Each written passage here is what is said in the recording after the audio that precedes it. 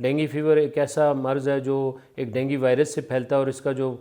پھیلانے کا سبب بنتا ہے وہ ایک مچھر ہے، جس کی ایڈیز ایپٹیٹائی اور ایڈیز البوپیکٹس اس کی اقسام ہے، وہ اس مچھر کے ذریعے دوسروں تک اس بیماری کو پہنچاتی ہیں۔ اور اس میں آپ کو پتہ ہے کہ بخار بہت زیادہ ہونا، اس کو کہتے ہیں بون بریکنگ فیور، کہ اس میں اتنا شدت کا بخار ہوتا ہے کہ اس میں جیسے ہڈیاں ٹوٹتی ہیں اس طرح کی ہوتی ہیں، اور پھر اس میں سر درد کا ہونا، اور بخار کی شدت سے لوگ کمپلیکیشن کی طرف چلے جاتے ہیں، اور اس کی جو بعد میں کمپلیکیشن ہے اس میں مسوڑوں سے خون ہونا وغیرہ شروع ہو جاتا ہے۔ اور اس میں جو ہوتا ہے کہ جو پلیٹلیٹس ہیں بلڈ کے اندر، جو رسومیں ہمارا وہ جو اس کی کاؤنٹ ہوتی ہیں وہ کم ہو جاتی ہیں، تو اس سے مریض بہت لاغر اور ایون ڈیتھ میں چلا جاتا ہے۔ تو ہم نے اس کو کنٹرول کرنا عوام کے تعاون سے۔ اس میں یہ ہوتا ہے کہ ہم نے زیادہ سے زیادہ اپنے آپ کو مچھر کے کاٹنے سے محفوظ بنانا ہے، چونکہ مچھر، ماحول اور جو انسان ہے اس کا ایک ٹرائی سرکل ہے، اس کو ہم نے بریک کرنا ہے۔ تو اس میں یہ ہے کہ ہم نے زیادہ سے زیادہ، چونکہ اس مچھر کی یہ ہیبیٹیٹ ہے کہ یہ صبح کے وقت اور شام کے وقت کاٹتا ہے، صبح سورج طلوع ہونے کے وقت اور شام سورج غروب ہونے کے وقت یہ زیادہ سے زیادہ کاٹتا ہے، اور اس کا شکار جو ہیں وہ خواتین اور بچے ہوتے ہیں۔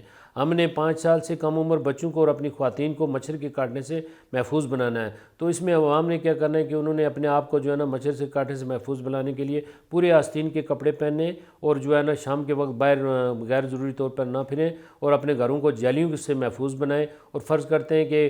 جسم پہ مچھر بھگاؤ لوشن استعمال کریں، ماسپل، اور اگر وہ نہیں ہے تو سرسوں کا تیل بھی آپ استعمال کر سکتے ہیں۔ اور یہ جو مچھر افزائی کس میں پاتا ہے؟ یہ صاف پانی میں، جو دیکھنے میں بظاہر ہمیں صاف پانی نظر آتا ہے تو اس میں یہ مچھر انڈے دیتا ہے، اور جس کی وجہ سے اس کی تعداد زیادہ ہو جاتی ہے۔ تو ہم نے اپنے ماحول کو صاف ستھرا رکھنا ہے، جہاں پہ بھی آپ پانی دیکھیں کم از کم اپنے ارد گرد کے ماحول کو اس سے صاف بنائیں۔ یہ جو ہمارے گھروں کے اوپر ٹنکیاں ہوتی ہیں، جو برتن ہوتے ہیں، ان کو ڈھانپ کے رکھیں۔ اور پھر یہ ہے کہ اگر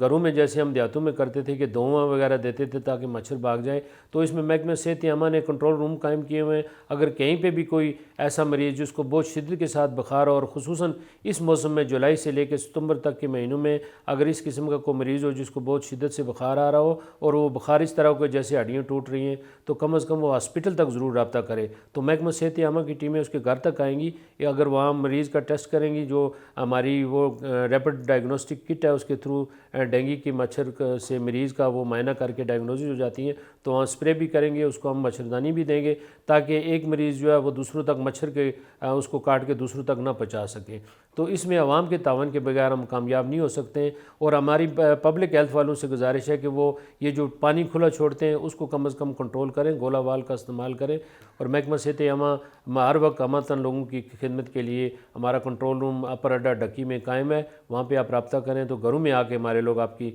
اسپرے ٹیمیں ان کو اسپرے کریں گے۔